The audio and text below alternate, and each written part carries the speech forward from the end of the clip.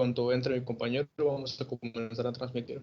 Entonces, cuando Ok. esté listo, Sí, pues ya estoy voy listo. a comenzar.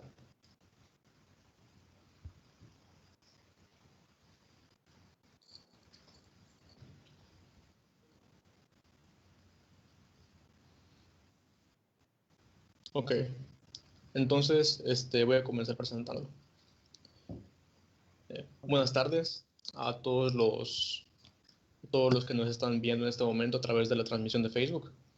En nombre de la Asociación Estudiantil de Ingeniería Física, nos complace presentar al ponente de hoy, el doctor Jorge Luis Pérez González, del Instituto de Investigación en Matemáticas Aplicadas y Sistemas de la UNAM.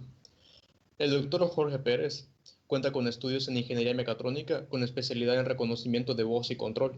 Obtuvo el grado de maestro en Ciencias y doctor en Ingeniería Biomédica por la Universidad Autónoma Metropolitana, Unidad de Iztapalapa, en 2013 y 2018 respectivamente. Ha efectuado estancias de investigación en la Universidad Técnica de Múnich, TUM, en Alemania, y ha colaborado estrechamente con el Instituto Tecnológico de Massachusetts, MIT, en Estados Unidos, y el Instituto Tecnológico de Monterrey, para el diseño de prótesis de miembro inferior basados en procesamiento digital de imágenes. Actualmente es investigador asociado en el Instituto de Investigaciones en Matemáticas Aplicadas y en Sistemas de la UNAM, con sede en Mérida, Yucatán.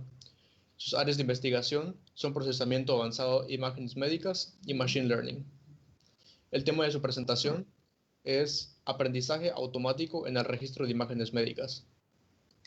Así, sin más preámbulo, damos la bienvenida al doctor para que nos comparta su presentación. Ok, pues muy amable y muchas gracias por la invitación. Y a todos los que están viendo esta transmisión, ya habrá tiempo de preguntas y al final también les comparto mi contacto por si tienen más dudas. Ahora les voy a compartir mi presentación. Siéntanse en libertad de hacer preguntas durante la presentación de ser necesario. Y bueno, de antemano, gracias a la Asociación Estudiantil de Ingeniería Física por la invitación. Realmente estoy muy agradecido y felicidades por este proyecto que tienen del conjunto de seminarios, que es muy bueno. Bien, el título de mi presentación es, voy a mover esto para acá. El título de mi presentación es Aprendizaje automático en el registro de imágenes médicas. Y voy a explicar un poco qué es el registro y cada una de las partes de este proyecto, ¿vale? Bien, yo estoy en el Instituto de Investigaciones en Matemáticas Aplicadas y en Sistemas de la UNAM, con sede en Mérida. Tenemos otra sede en Ciudad de México y nosotros somos un departamento multitransdisciplinario. Somos 13 investigadores del área de matemáticas, computación, ciencia de datos, etcétera, ¿no? Entonces aquí es donde trabajo yo. Eh, a- a- en resumen, algunas áreas de investigación en las que trabajo es procesamiento de imágenes médicas, sistemas de cirugía asistida por computadora o por robots, algo de Brain Computer Interfaces, ¿no? Bien, ahora el contenido de mi presentación tiene que ver con registro en cirugía asistida, registro de cerebros fetales y registro en prótesis transtibiales. Y ya les mostraré, les explicaré en detalle qué se refiere al registro, ¿no? Bien, entonces, antes voy a platicar un poquito de planeación quirúrgica. ¿Cómo se hace la planeación quirúrgica, no? Inicialmente se tienen modelos anatómicos. Cuando uno estudia medicina, pues se la pasa estudiando modelos anatómicos del cerebro, del corazón, aurículas, ventrículos, hemisferios, lóbulos, etcétera, ¿no? Entonces uno va aprendiendo, es un tipo de aprendizaje, ¿vale? Entonces, por ejemplo, en el caso del cerebro, pues para orientarnos para una cirugía, para una radioterapia, para cualquier cosa, pues a alguien se le ocurrió que todas estas anatomías que ya se aprendió, pues darles una coordenada en un espacio cartesiano, ¿no? O sea, un espacio cartesiano como el que ustedes conocen. Y este espacio cartesiano lo hizo alguien que se llama Tarairak. Entonces hizo el espacio de coordenadas de Tarairak, donde pues cada coordenada corresponde a una subestructura cerebral. Y a partir del espacio de coordenadas de Tarayrac, pues hizo que es un marco estereotáctico, ¿no? Entonces, a partir del marco estereotáctico, pues es como se fija, se hacen marcas y a partir de ahí se hace la planeación quirúrgica y eso se usa actualmente, ¿no? Entonces, aquí está el espacio de coordenadas que les comentaba. Sin embargo, pues el cerebro es como un espagueti, toda la red de arterias y venas que tiene el cerebro, pues es como un espagueti y es complicado, ¿no? Hacer una cirugía. Entonces, se necesita una muy buena planeación y el espacio del TRIRAC, dado que todos somos diferentes, pues ya no coinciden, ¿no? Entonces, ese es un reto, por ejemplo. Ahora, con respecto al corazón, pues lo que se hace en cirugías, pues únicamente se encuentran con variables de señales, ¿no? Electrocardiográficas o de oximetría de pulso, etcétera, ¿no? Entonces también es un desafío. Sin embargo, pues ya existen sistemas de imagenología 3D, como seguramente conocen ustedes, que es la resonancia magnética, es un imán de 1.5 de 3 teslas.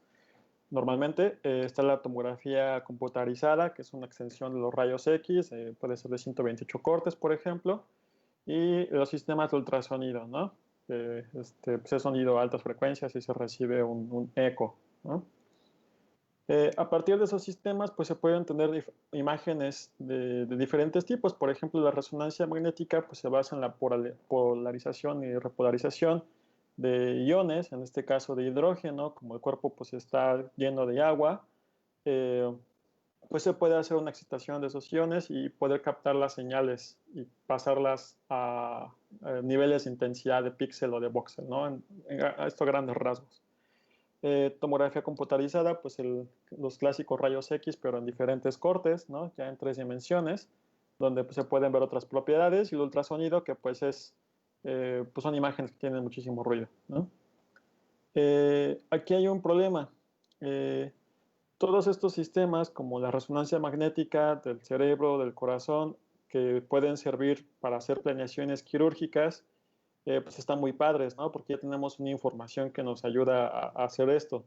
Sin embargo, físicos como ustedes, pues cada vez le echan más ganas a los sistemas de adquisición de imágenes, como la resonancia, y, y la resolución de las imágenes pues va creciendo, ¿no? Cada vez se tienen imágenes de más detalle y van creciendo, y van creciendo, y van creciendo, ¿no? Y aparte el corazón pues es en 3 dimensiones y además tiene movimiento. Entonces, se requieren sistemas para apoyo en la cirugía asistida que sean automáticos, que segmenten automáticamente diversas regiones, que se puedan alinear al espacio de Tarayrac y que hagan una búsqueda ya de data mining. Esto se convierte en un problema de ese estilo. Entonces, los sistemas de cirugía asistida, por ejemplo, tenemos el Da Vinci, que ya tiene información de la planeación quirúrgica previamente cargada, ¿no? Y a partir de eso, pues puede hacer diferentes trayectorias el robot. Eh, También hay diferentes sistemas de ultrasonido guiados por robots. Aquí tenemos un KUKA Robotic Systems, que puede hacer adquisiciones y reconstrucciones dependiendo de la orientación. Y tenemos nuevos navegadores que se basan en lo que ya les comentaba del espacio de Tarayrac, ¿no? Esto es útil para hacer radioterapia en diferentes tumores, etcétera, ¿no? Bien, y ahora la pregunta es, o aquí únicamente les he dado un panorama general de lo que hay, ¿no? De las problemáticas, del espacio coordenado, pero pues todavía no empiezo a hablar nada de registro, ni nada de lo que nos incumbe en este tema, nada más les di un panorama general. Entonces, ¿cómo se guían estos sistemas? Aquí lo voy a explicar rápidamente y el mejor ejemplo que se me ocurre es la planeación de ruta. Por ejemplo, un trailero, ¿no? Que yo le diga, bueno, tienes que irte de Cancún a La Paz, ¿no? A Los Cabos, por ejemplo. Entonces, es un trayecto desde acá hasta acá. Un trailero o un conductor que es experto, pues se va a saber todas las rutas, ¿no? Atajos y va a poder llegar sin ningún problema, ¿vale? Entonces eso está perfecto. Sin embargo, un conductor que no es experto, que es un practicante, ¿no? Pues puede ser que se pierda, que se vaya a otro lado, que qué sé yo, ¿no? Que se tarde mucho más en llegar, ¿vale? Entonces, ¿qué pasa si el conductor que no es experto, pues tiene una guía, una planeación? Ah, pues ya con la planeación de la ruta, pues ya puede saber cómo irse y ya puede saber a priori todos los conflictos en los que se va a encontrar, ¿no? Entonces eso hace mucho más fácil que alguien que no sea tan experto pues pueda llegar a su destino. Esto se traduce en sistemas de cirugía asistida. Un cirujano que es muy experto, pues, pues tiene esa expertise como para hacer la planeación y no tener errores, pero un cirujano que es un aprendiz, pues seguramente va a tener varios errores. Y por ahí hay un montón de tasas y estadísticas de de las cirugías fallidas en este caso, ¿no? Que es un alto porcentaje de los practicantes. Entonces, ¿cómo se basa esto? Pues con conocimiento a priori, ¿no? O sea, nuestro GPS. Entonces son imágenes de resonancia o ultrasonido o tomografía que podemos tener como conocimiento a priori de las estructuras o de las áreas de interés que queremos analizar, ¿no? Entonces, la resonancia, la tomografía y el ultrasonido van a ser nuestros GPS, por así decirlo, de la ruta que queramos trazar, ¿vale? Entonces, eso va a estar muy padre. Bien, ahora ya tenemos una primera ruta, ¿vale? Sin embargo, cada cerebro, cada corazón, cada órgano es diferente. Entonces, tenemos que hacer un sistema que se adapte la información que ya tenemos al sujeto que queremos analizar, ¿no? Entonces, el problema de la alineación automática se llama registro y lo voy a explicar un poquito más a detalle. El registro de imágenes es tener una imagen A, por ejemplo, y tener una imagen B. A puede ser bien nuestra referencia, la planeación quirúrgica que ya tenemos, con los modelos bien entrenados, con toda la notación médica. Y B, bien puede ser nuestro nuevo paciente de análisis, ¿no? Entonces queremos hacer un modelo que alinee A con B. Entonces para eso, pues sencillo, encontramos una matriz de transformación T que contenga parámetros de rotación y traslación, tal que estas las alineen en un mismo espacio. Y la matriz de transformación, pues normalmente son matrices de 16 parámetros que contienen bien las rotaciones y las traslaciones. Y por aquí hay una diagonal que tiene parámetros de escalamiento. Entonces, este tipo de matrices son matrices de transformación rígidas, o sea, no hacen deformaciones, pero se pueden hacer deformaciones si uno quiere. Entonces, el problema consiste en encontrar pues, el conjunto de parámetros de rotación, traslación y escalamiento, ¿vale? Y eso se registra en imágenes. Bien, ahora en el estado del arte pues hay diferentes métodos que son, por ejemplo, basados en intensidad, como información mutua que se basa en la entropía conjunta, el error cuadrático medio o la correlación cruzada. Sin embargo, estos sistemas, por la gran información que contienen las imágenes, pues son muy tardados. Estamos hablando del rango de 8 hasta 10 horas quizás. Bueno, ahorita ya con los nuevos sistemas de cómputo en paralelo, etcétera, pues se podría hacer unas buenas aproximaciones pues no sé, en el rango de 2, 3 horas quizás, ¿no? Pero es tardado aún así. Otro enfoque que son métodos basados en correspondencia, como SIF, como RANSA, como Iterative Closest Point, que ya no toman información de intensidad, sino que únicamente contemplan la malla envolvente de la estructura que se quiere analizar, ¿no? Entonces aquí tenemos ejemplos, se puede aplicar a muchas cosas, visión por computadora, etcétera. Esto no es exclusivo de imágenes médicas. Entonces, en el estado del arte, Iterative Closest Point es uno de los métodos más usados porque es rápido y porque es sencillo de entender. Se basa en el bien conocido error cuadrático medio, donde XY pues, serían nuestros puntos de referencia y PI serían los puntos que queremos analizar, R pues, son los parámetros de rotación y T son los parámetros de traslación. Entonces, encontrar R y T tal que minimicen el error cuadrático medio, ¿no? Entonces, algo sencillo. Bien, entonces aquí tenemos diferentes ejemplos y uno de los más populares pues, es un pescadito, ¿no? Cómo alinear el pescadito rojo con el azul. Se puede traducir cómo alinear en tiempo real o cómo hacer seguimiento en tiempo real de los latidos del ventrículo o de una aurícula, ¿no? Del corazón, por ejemplo. En eso se puede traducir, ¿vale? Bien, entonces en el estado del arte, el método Iterative Closest Point pues se basa en la ya bien conocida pues distancia euclidiana. la distancia euclidiana entre los vectores perpendiculares de un conjunto de puntos y el otro conjunto de puntos, como aquí se puede ver, ¿no? Entonces va haciendo las normales de los conjuntos de puntos y se va obteniendo la distancia euclidiana entre esos, se minimiza el error cuadrático. Eso es lo que se hace. ¿Okay? Sin embargo, existen diferentes tipos de distancia. Ya la euclidiana pues, es muy popular y es buena, pero existen diferentes tipos de distancia que seguramente conocen ustedes, Manhattan, Mahalanobis, Hausdorff, las normas L1, etcétera, ¿no? Hay un gran conjunto de mapas de distancia y mi pregunta es, bueno, ¿por qué no se usan todos estas medidas de distancia, ¿no? Bien, yo lo que propongo es, por ejemplo, para el caso de distancia euclidiana, pues bueno, a diferencia de iterative closest point, yo propongo, dados dos vectores de conjuntos de puntos, por ejemplo, P, que puede ser el pescadito en rojo, y PD, que puede ser el pescadito en azul, con sus conjuntos de puntos P1 hasta PF y P1 hasta PD, pues hacer comparaciones de distancia todos contra todos, ¿no? Como se puede ver aquí, y a partir de eso se puede construir una matriz como la que muestro acá. O sea, una matriz de desplazamientos, ¿no? De todos los puntos contra todos los puntos y se puede crear un mapa de distancia euclidiana, por ejemplo. Entonces, ese mismo concepto lo paso a diferentes métricas de distancia, Mahalanobis, Manhattan, etcétera, y sí que se pueden ver patrones diferentes eh, de diferente estructura, ¿no? Entonces, bueno, ahora el problema es cómo identifico esos patrones para hacer la alineación correcta, pues es otro reto, ¿no? Entonces, aquí hay una propuesta de alineación automática utilizando métricas de aprendizaje supervisado.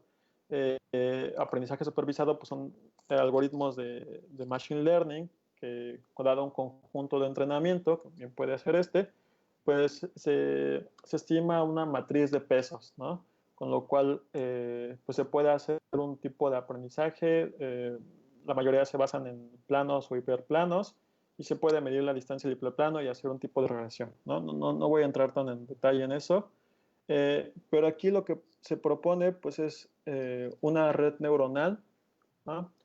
Multicapa puede ser, y bueno, pues en términos básicos, pues la red neuronal pues tiene una entradas X, tiene salidas Y, y lo que se trata de estimar es un conjunto de pesos W, ¿no? Tal que todos estos hiperplanos que ya había mencionado, pues se adapten a los datos de entrenamiento que ya les habíamos dado. Puede ser multicapa, como ya lo había mencionado, ¿no? Y el método más común para hacer la optimización de esto, pues es eh, este, descenso por gradiente, ¿no?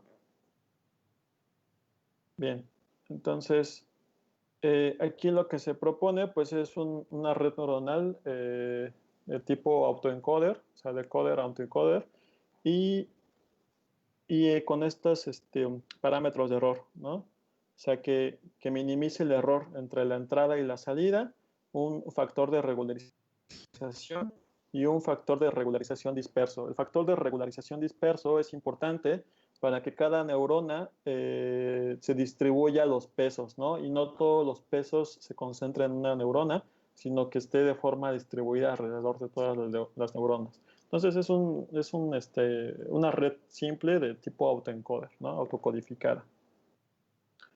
Entonces, este es un panorama, una idea general de lo que se propuso en el algoritmo de alineación automática.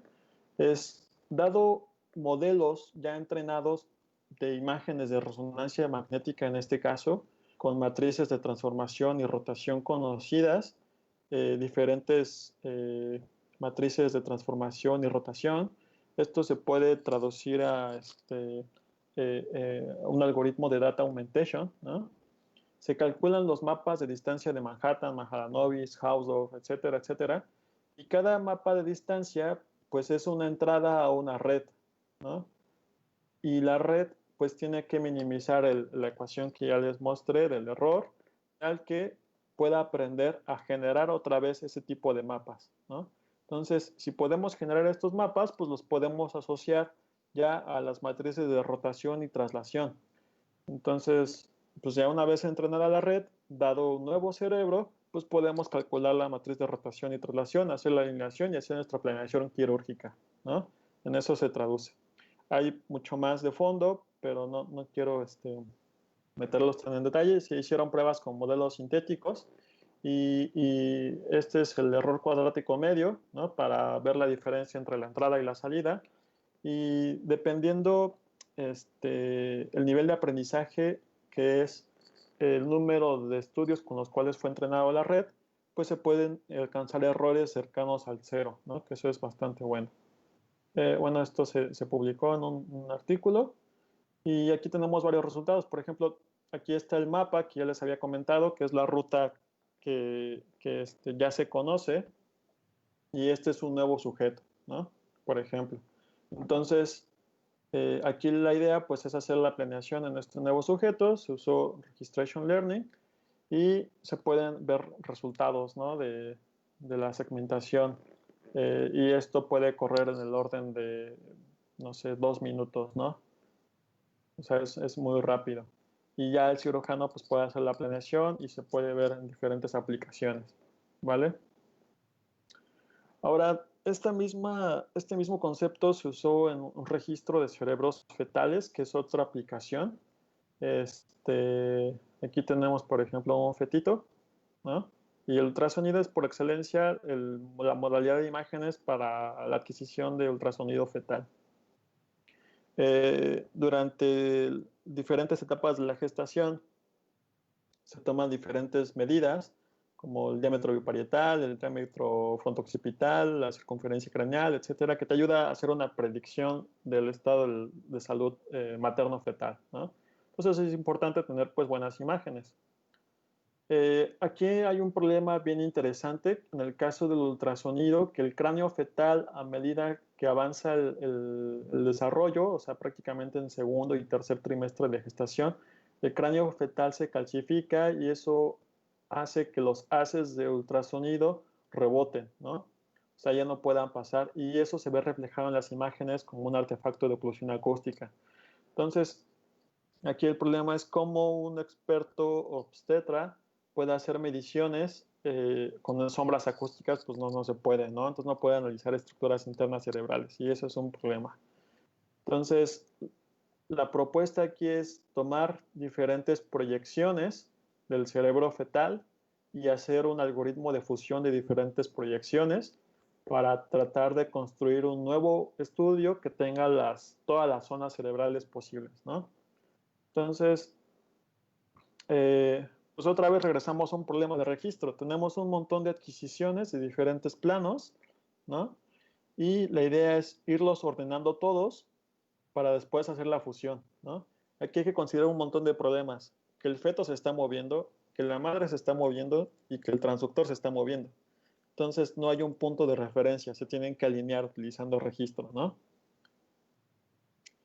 Para esto hicimos una primera propuesta utilizando un método que se llama Coherent Point Drift, que no voy a entrar tampoco tanto en detalle, pero se basa en mezclas de gaussianas y en un algoritmo de optimización que se llama Expectation Maximization, que básicamente si nos centramos en este término, pues va minimizando el error nuevamente entre los datos conocidos y los datos que queremos alinear, ¿no? A partir de una matriz de transformación. En este caso, dado que se usan mezclas de gaussianas, la varianza se considera isotrópica, la matriz de covarianza se considera isotrópica y la probabilidad para lo que propuso Mironenko se considera equiprobable. Eso quiere decir que cada punto tiene la misma probabilidad de pertenencia, lo cual pues no es cierto, porque puede ser que un punto no tenga la misma probabilidad de pertenencia en un modelo de mezclas gaussianas, ¿no? Entonces, lo que se hizo aquí, pues, es ponderar de forma óptima cada uno de los puntos en un modelo de mezclas de gaussianas para que cada punto contribuyera diferente en un proceso de alineación, ¿vale? Entonces, esta es la propuesta de Mironenko y esta es nuestra propuesta, ¿no? Hacer, pues, adaptable que la contribución de cada punto desde un punto de vista probabilístico. ¿vale? Entonces, dados dos estudios cerebrales fetales, se saca un conjunto de mapas de textura como entropía, energía, homogeneidad, etcétera. Se procesan con un algoritmo de aprendizaje supervisado nuevamente, que es Random Forest. A partir del Random Forest creamos mapas de probabilidad, ¿ok? Y esos mapas de probabilidad se basan en un proceso de votación. En este caso se usaron 100 árboles aleatorios y cada árbol aleatorio pues da su decisión a partir de la contribución de cada punto. Entonces esa contribución se puede ver como un modelo de probabilidad posterior y así en este caso cada voxel o cada puntito puede tener una diferente probabilidad de pertenencia, ¿vale?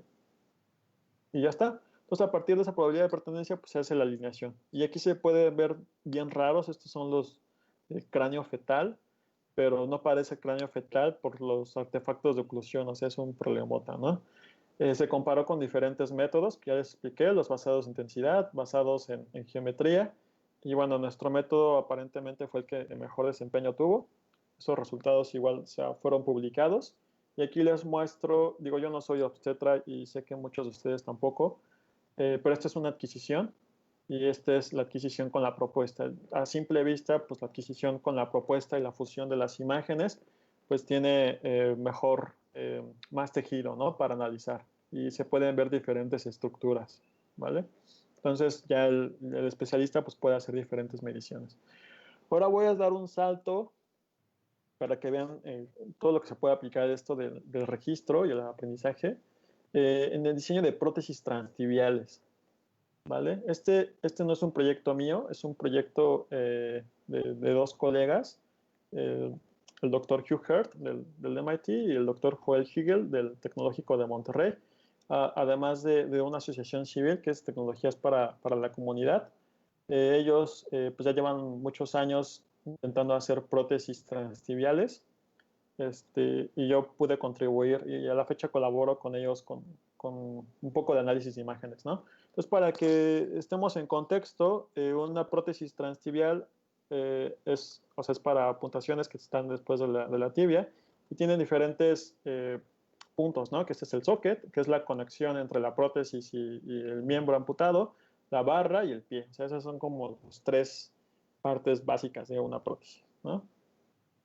Entonces aquí el problema pues bueno, hay muchos problemas, pero el problema es cómo diseño un socket.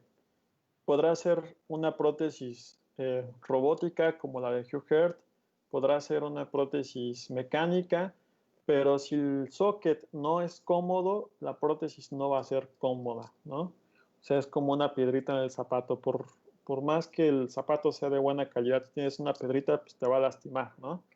Entonces, el problema es cómo diseñar un mejor socket.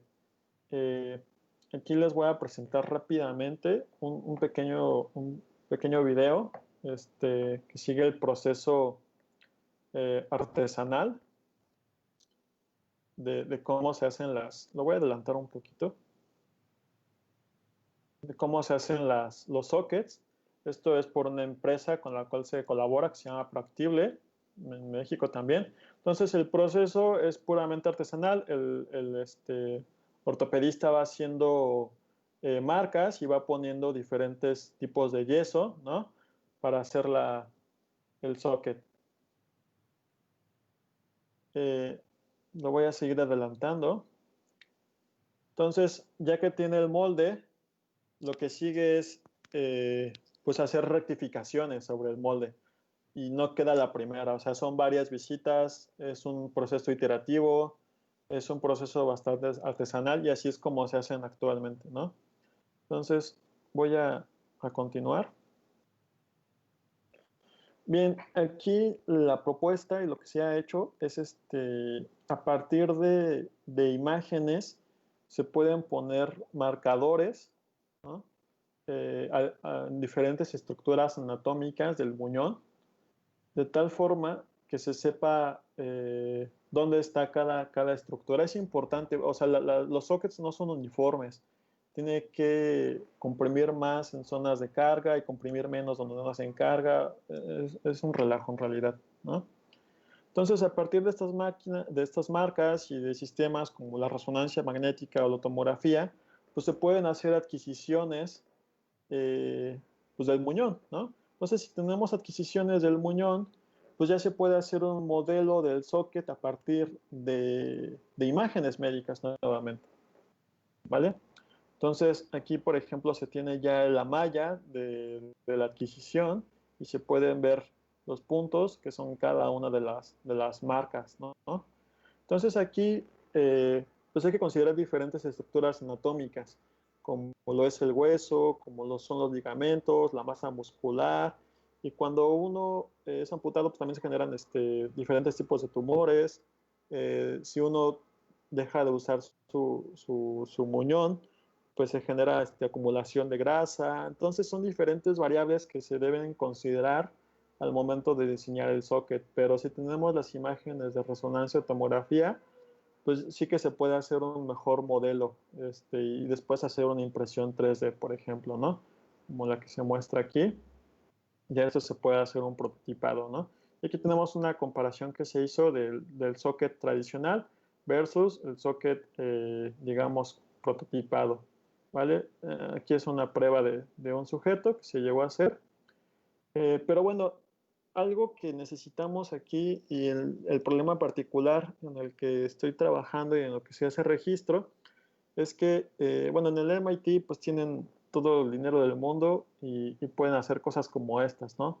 Un sistema de caracterización de diferentes tejidos del muñón, ¿no?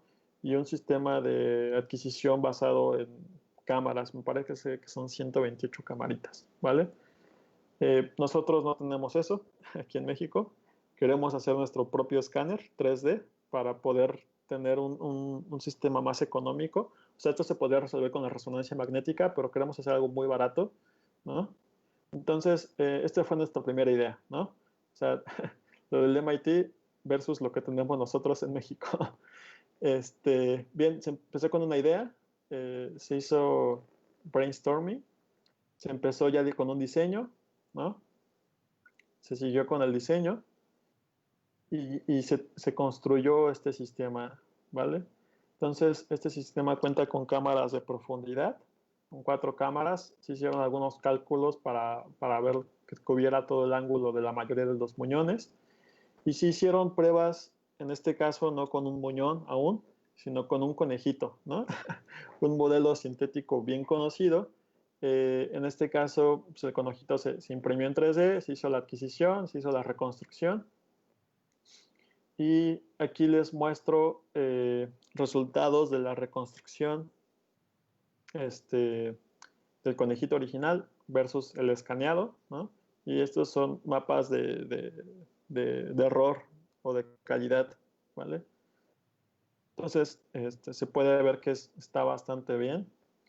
Ya después nos fuimos a algo ya más realista, ¿no? Que era adquisición de diferentes estados de la mano, ¿no? Abierta, puño cerrado y puño más cerrado aplicando fuerza, ¿no? Y parece ser que la adquisición es bastante buena. También esto se presentó en un trabajo, ahí uno de los alumnos, Marco Barreto. Y bueno, lo que sigue es pues utilizar técnicas de registro más avanzadas como Registration Learning para hacer la adquisición de un muñón, ¿no? Y así hacer una impresión 3D. Sin embargo, esta adquisición solo nos da información de la malla envolvente, o sea, de la superficie, no nos da información interna. Pero si tenemos otra vez uno de estos mapas a priori, un modelo que contemple todos los componentes de la rodilla, pues podríamos hacer otra vez un registro, ¿no? Entonces, si tenemos la adquisición y tenemos ya un atlas, ¿no? Con los huesos, con los tejidos, etcétera, pues podemos hacer ese otra vez, un registro, y tener diferentes consideraciones donde el socket tiene que hacer más presión o menos presión para el diseño de, de este prototipo, ¿no? Entonces, pues están haciendo pruebas en diferentes pacientitos. pero hay mucho trabajo por hacer aún aquí, ¿no? Hay muchas cosas que se deben resolver. Es un proyecto en curso, repito, en colaboración con el TEC de Monterrey. Yo participo en el área de visión computacional, ¿no? Y ahorita que está de moda, bueno, no sé si llamarlo de moda o en boga o algo que nos acontece, es este tema de COVID, ¿no? Entonces, en estas últimas 2 semanas, les presento algunos resultados muy recientes, que es la segmentación de pulmones en 3D. Ya conocen estas bien mencionadas pruebas PCR, que es el método de diagnóstico por excelencia aceptado. Sin embargo, otro indicador muy aceptado pues es el grado de lesiones en pulmones de pacientes que tienen COVID. Digo, no es el gold estándar, pero sí es una prueba muy rápida y que te puede dar un buen indicador. Entonces, esto, otra vez regresamos a un problema de alineación o de registro. Si tenemos pulmones de referencia y tenemos un nuevo estudio, que bien puede ser un nuevo pacientito, pues se hace una alineación, ¿no? Y estos resultados los muestro así súper rápidamente. De la alineación podemos ver el mapa de calidad antes. Lo ideal es que esté todo en azul. Y esta es la alineación después, lo cual no está todo en azul, o sea, no es excelente, pero por lo menos se ve más uniforme que el inicio, ¿no? Ya no tenemos esas manchas rojas, ¿no? Ya tenemos una uniformidad en la alineación. Entonces, con eso, pues listo, se puede hacer a partir de estos templates con las estructuras ya conocidas y varios parámetros más que tenemos que ajustar aquí, se puede hacer la segmentación por lóbulos. En este caso fue lóbulo superior, medio e inferior. Y los radiólogos nos han mencionado que dependiendo el lugar donde están las lesiones se puede hacer un diagnóstico mejor, ¿no? No es lo mismo que esté en un lóbulo superior, a uno medio, a uno inferior. Entonces, este es un proyecto en el cual colaboro. Es un proyecto del Civicom, de la UNAM, que lidera el doctor Boris y que hay un montón de gente participando aquí. Apenas el lunes se liberó ya una plataforma open source donde, este, donde uno puede ingresar, meter su imagen de tomografía y generar un diagnóstico, ¿no? Claro que esto está pensado para radiólogos, sin embargo hay muchas cosas ahorita que se deben de hacer, ¿no? Bueno, eso es a grandes rasgos. No entré en mucho detalle de muchas cosas. Cada cosa es un proyecto gigantesco en sí. Sé que a lo mejor tienen muchas preguntas. Sé que a lo mejor no les quedó claro algunas cosas, pero pueden contactarme para mayor detalle. En conclusiones, la imagenología médica, el reconocimiento de patrones, el procesamiento de imágenes, puede servir para diferentes aplicaciones, desde visión computacional, o sea, hasta hacer el seguimiento de un auto, por ejemplo, o reconocimiento de rostros, hasta seguimiento de las válvulas, arterias, etcétera, del corazón, por ejemplo, ¿no? Las aplicaciones son muy vastas. Y la otra conclusión es que falta muchísimo por hacer, ¿no? Aquí, de veras que hay veces que nos tardamos más haciendo las validaciones de los métodos que los mismos métodos. O sea, es un proceso muy, muy tardado realmente, pero a la vez es muy satisfactorio, ¿no? Pues bueno, como mencionaba el trabajo actual, hay otro proyecto en el que estoy con el Instituto Nacional de Neurología, que es el registro multimodal. Eso es hacer alineación de diferentes modalidades. En este caso, resonancia magnética, tomografía por emisión de positrones y tomografía computarizada, ¿no? En tomografía por emisión de positrones se inserta un radiofármaco y bueno, dependiendo del radiofármaco, pues se puede ver el metabolismo o el comportamiento de las células en diferentes tejidos. En este caso, pues nos interesa el cerebro, ¿no? Y se pueden detectar pues diferentes patologías. Entonces, se está haciendo eso. Técnicas de registro semisupervisado, recursivo, o sea, que sea iterativo, que se retroalimente. Y sistemas de registro en robótica médica, o sea, para hacer alineaciones en tiempo real, dado el efector final de un robot o cosas por el estilo, ¿no? Entonces, en realidad hay muchísimo trabajo que hacer, y a veces no somos tantas manos, pero la verdad es que sí es una área que en lo personal es muy satisfactoria, por todo esto que involucra la parte médica y su aplicación, ¿no? Parte de mis intereses es que cada proyecto termine en algo concreto, ¿no? Que no quede así como un proyecto de archiveros, sino que se publique, se presente en algún congreso o se pueda usar en algún instituto, un hospital o etcétera, ¿no? Entonces, de mi parte es todo. Este es mi correo electrónico. Yo estoy aquí en Mérida y pueden contactarme si tienen dudas, preguntas. Actualmente pues, recibo alumnos de servicio social, prácticas profesionales, tesistas o simplemente gente que quiera aprender de esto y poner su granito de arena en todas estas cosas. Pues de mi parte es todo. Creo que andamos más o menos bien de tiempo. Pues no sé si tengan preguntas. Sí. Bueno, antes que nada, muchas gracias, doctor, por su tiempo y por venir a compartirnos acá el trabajo que realiza. Fue bastante interesante. Y tenemos algunas preguntas. La primera sería, observamos un amplio uso en la segmentación de pulmones y en el diseño de prótesis. ¿Se podría aplicar para un mejor estudio de tumores en diferentes partes del cuerpo, como tumores en el cerebro, en la columna, en los ojos, entre otros? Sí, dejo de compartir pantalla. No estoy seguro cómo se hace eso. Sí se puede usar en diferentes aplicaciones. Sí, de hecho, las imágenes que mostré de tomografía por emisión de positrones, la idea es trabajar con sistemas de radioterapia para pacientes que tienen algún tipo de tumor, ¿no?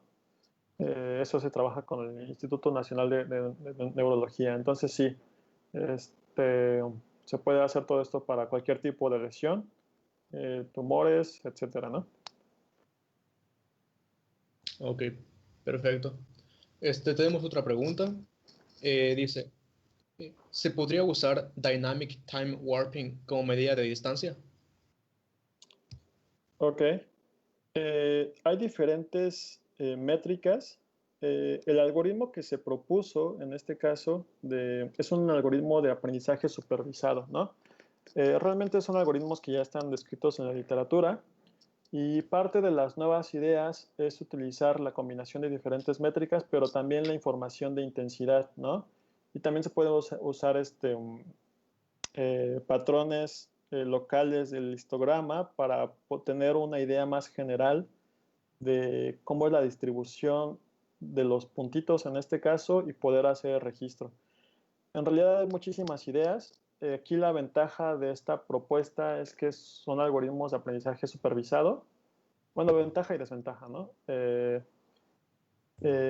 Y la ventaja en particular es que se pueden usar pues, cualquier tipo de features, ¿no? La desventaja es que pues, requiere un entrenamiento. Ok, muchas gracias. Una pregunta más. Por parte de un estudiante. Dice, ¿qué formación debemos tener como estudiantes de ingeniería física si quisiéramos formar parte de los proyectos que usted plantea? Sí, bueno, yo colaboro de hecho con varios físicos médicos, ¿no? Igual del Instituto de Neurología, y ellos he visto que se especializan mucho en cosas de tomografía y radiofármacos, por ejemplo. Entonces, un área que sí que tiene mucha relación es la física médica, por ejemplo. Sin embargo, para este tipo de proyectos en particular, pues el conocimiento que uno tiene que tener a priori es programación, este, saber bien programación, en este caso en MATLAB o en Python. También tener conocimientos de procesamiento de imágenes Y de medicina, digo, yo no soy médico, ¿no? Pues uno va aprendiendo poco a poco y como bien dicen, pues este tipo de sistemas son sistemas expertos. Uno, pues a partir de la literatura y la convivencia con los médicos, etcétera, pues va aprendiendo diferentes cosas y al final, pues siempre el que valida estos resultados, pues son médicos expertos, ¿no? Entonces, yo diría que programación, procesamiento de imágenes, matemáticas, no sé, cálculo vectorial, esas cosas. Ok, muchas gracias. Tenemos una última pregunta. Este, Preguntan si sería posible participar, un segundo. Preguntan si sería posible participar con usted como parte de un proyecto de tesis o un proyecto de verano de investigación o como asistente en algún proyecto que usted realice ahí con esto que plantea. Sí, pues lo único que tienen que hacer es pues mandarme un correo y, y ponerse en contacto conmigo, ¿no? Ya, ya podríamos llegar a algún acuerdo en cuanto a la modalidad, servicio social o tesis o prácticas o verano de investigación, ¿no? Ok. Me parece que no tenemos más preguntas, así que si le parece, con esto concluimos.